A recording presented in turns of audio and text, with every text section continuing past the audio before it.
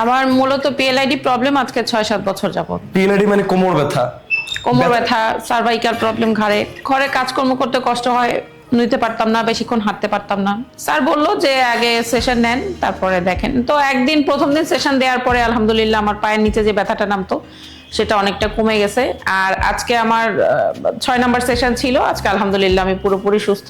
এখানকার চিকিৎসা খরচটা কেমন লেগেছে? কেমন, বেশি না কম? চিকিৎসা খরচও রিজনেবল, ইভেন স্যার খুব ভালো, স্যার খুব যত্ন নিয়ে আমাদের কাজগুলো করে। হ্যাঁ, বিনা ওষুধে কোনো প্রকার টেস্ট দেওয়া হয়নি, কোনো প্রকার ডাক্তারের কাছে যে অন্য জায়গায় আমার হ্যাসেল করতে হয়নি। স্যার নিজে দেখে, আমার আগের রিপোর্ট দেখে স্যার সব ট্রিটমেন্ট করে। স্যার কি ভিজিটিং ফি দিয়েছেন? না, ভিজিটিং ভিজিটিং ফিও নেয়নি। ম্যাম আসসালামু আলাইকুম, কেমন আছেন আজকে? ওয়ালাইকুম আসসালাম, ভালো আছি আলহামদুলিল্লাহ। আপনার শরীরে এখন কি অবস্থা ম্যাম? আলহামদুলিল্লাহ পুরোপুরি সুস্থ আছি। ম্যাম আপনার নামটা যদি একটু বলতেন। ফারজানা ফাইজা রোশনি। আপনার এইজটা কত হবে, বয়সটা? 33। 33। পেশায় কি করেন ম্যাম আপনি? গৃহিণী। আপনি এসেছেন কোথা থেকে? কুমিল্লা থেকে। কুমিল্লা থেকে এসেছেন, বাহ খুব ভালো। ম্যাম আপনার মূলত কি সমস্যা, কত বছর ধরে? আমার মূলত পিএলআইডি প্রবলেম আজকে 6-7 বছর যাবত। পিএলআইডি মানে কোমর ব্যথা? কোমর ব্যথা, সার্ভাইকাল প্রবলেম, আচ্ছা আচ্ছা আচ্ছা। ম্যাম এই সমস্যাটার জন্য স্বাভাবিক জীবনে আপনি কি কি করতে পারতেন না? ঘরে কাজকর্ম করতে কষ্ট হয়, নিতে পারতাম না, বেশিক্ষণ হাঁটতে পারতাম না। মানে বেশিক্ষণ হাঁটলে কি কোমর ব্যথা করতো? পা ব্যথা করতো, কোমর ব্যথা করতো। কেমন লাগতো এই সময়টা আসলে, যে আমি একটা ইয়াং মানুষ, স্বাভাবিক কিন্তু মানুষ? হ্যাঁ, চলাফেরা করতে অনেক কষ্ট হতো। মানে নিজের কাছে খারাপ লাগতো না যে সবাই হেঁটে যাচ্ছে, সবাই সবার মতো করে চলছে? হ্যাঁ, আমরা আস্তে আস্তে আছি, আমরা 2 মিনিট 3 মিনিট হাঁটার পরে একটু রেস্ট নিয়ে তারপরে আবার আস্তে ধীরে হাঁটতাম। আস্তে আস্তে হাঁটা হইতো। ম্যাম এই সমস্যার জন্য এই অবধি কতজন ডক্টর দেখিয়েছেন? 4-5 জন। 4-5 জন। তারা কি বলেছিল? থেরাপি দেন, তারপরে কিছুদিন ভালো থাকলে আবার ব্যাক করতো ব্যথাগুলা।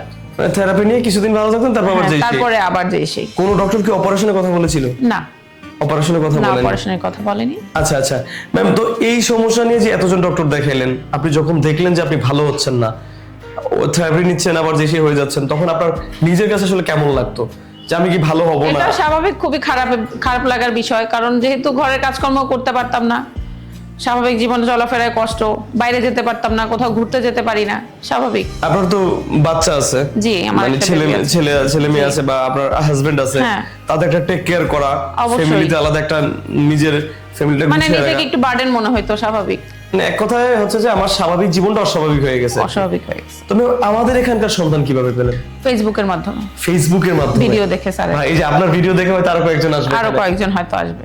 ম্যাম তো এখানে আসার পরে স্যার কি বললেন? স্যার বললো যে আগে সেশন নেন, তারপরে দেখেন। তো প্রথম দিন সেশন দেওয়ার পরে আলহামদুলিল্লাহ আমার পায়ের নিচে যে ব্যথাটা নামতো সেটা অনেকটা কমে গেছে। আর আজকে আমার 6 নাম্বার সেশন ছিল। আজকে আলহামদুলিল্লাহ আমি পুরোপুরি সুস্থ। পুরোপুরি সুস্থ আজকে? আলহামদুলিল্লাহ। কেমন লাগছে আজকে বলেন? খুবই ভালো লাগছে। খুবই ভালো লাগছে? খুবই ভালো লাগছে। যাক আলহামদুলিল্লাহ, শুনে খুব ভালো লাগলো। ম্যাম কি আপনি কি এসে যে চিকিৎসা নিতেন? জি। এমনিতে কোনো প্রবলেম ছিল আসা যা চিকিৎসা নিতে? না। এখানকার চিকিৎসা খরচটা কেমন লেগেছে? কেমন, বেশি না কম? চিকিৎসা খরচও রিজনেবল, স্যার খুব ভালো, স্যার খুব যত্ন নিয়ে আমাদের কাজগুলো করে। যাক যাক, শুনে খুব ভালো লাগলো। ম্যাম আপনার মতো এরকম অনেক রোগী আছে যারা এই সমস্যাগুলোতে ভোগেন, তারা সঠিক চিকিৎসা পাচ্ছেন না বা সঠিক জায়গার সন্ধান পাচ্ছেন না, তাদেরকে আপনি কি বলবেন? যারা আমার ভিডিও দেখে উপকৃত হবেন, আমি সবাইকে বলবো স্যারের কাছে একবার হলেও এসে যেন স্যারের সাথে দেখা করে যায়, অন্তত একটা সেশন নিয়ে হলেও যেন দেখে যে না এটা কতটা উপকারী। যে সকল দর্শকরা ম্যামকে দেখছেন, আমাদের সম্মানিত রোগীকে, এবং আমার কথাগুলো শুনছেন, আমি তাদেরকে বলবো যে আমাদের এটা হচ্ছে অ্যাডভান্স আকুপাংচার চিকিৎসা। এখানে শুধুমাত্র অ্যাডভান্স আকুপাংচার না, এখানে অ্যাডভান্স আকুপাংচারের পাশাপাশি আরো অনেক ধরনের চিকিৎসাও দেওয়া হয়, ইলেকট্রনিক আকুপাংচার, তারপর মক্সিবাসন, তারপর স্যারের আরো কিছু আছে যেগুলো স্যার নিজে দেয়। হ্যাঁ, আমাদের এখানে এই অ্যাডভান্স আকুপাংচার চিকিৎসাটা হচ্ছে একটা চাইনিজ ট্র্যাডিশনাল চিকিৎসা। এই চিকিৎসার পাশাপাশি আরো অনেকগুলো চিকিৎসার সমন্বয়ে তারপর এখানে চিকিৎসাটা করানো হয়।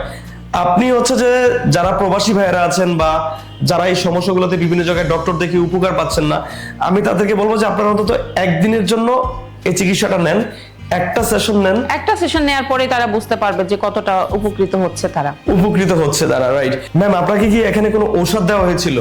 না, কোনো প্রকার ওষুধ দেওয়া হয়নি। মানে বিনা ঔষধে? হ্যাঁ, বিনা ওষুধে কোনো প্রকার টেস্ট দেওয়া হয়নি, কোনো প্রকার ডাক্তারের কাছে যে অন্য জায়গায় আমার হ্যাসেল করতে হয়নি। স্যার নিজে দেখে, আমার আগের রিপোর্ট দেখে স্যার সব ট্রিটমেন্ট করে। স্যার কি ভিজিটিং ফি দিয়েছেন? না, ভিজিটিং ফিও নেয়নি। বাহ, দর্শকদের একটা কথা বলে রাখি, আমাদের এখানে আমাদের ডক্টর আতাল মুজিব রাশেদ স্যার কোনো ভিজিটিং ফি নেন না। জি। এমনকি কোনো প্রকার টেস্টের প্রয়োজন না হইলে টেস্ট দেওয়া হয় না, হয় না। বা রোগীদের যে একটা অতিরিক্ত খরচ বা এই ব্যাপারগুলো এখানে নাই। এখানে আপনার চিকিৎসা যখন নিতে আসবেন তখন আপনাকে যে খরচটা বলা হবে সেই খরচটা আপনার আয়ত্তের মধ্যে, এবং সাধারণ মানুষ যারা আছে তাদের আয়ত্তের মধ্যে, এই খরচের বাইরে আর কোনো খরচ নাই। ম্যাম, আপনাকে অসংখ্য ধন্যবাদ, আপনার আপনাদের মূল্যবান সবাইকে সময়টা দিয়েছেন। অসংখ্য ধন্যবাদ এবং স্যারকেও অসংখ্য ধন্যবাদ, আমাদের এবং জন্য ভাইয়াদেরকেও অনেক অসংখ্য ধন্যবাদ। দোয়া করবেন ম্যাম আমাদের জন্য। আচ্ছা, আল্লাহ হাফেজ, আসসালামু আসসালামু আলাইকুম। আলাইকুম। ওয়ালাইকুম আসসালাম।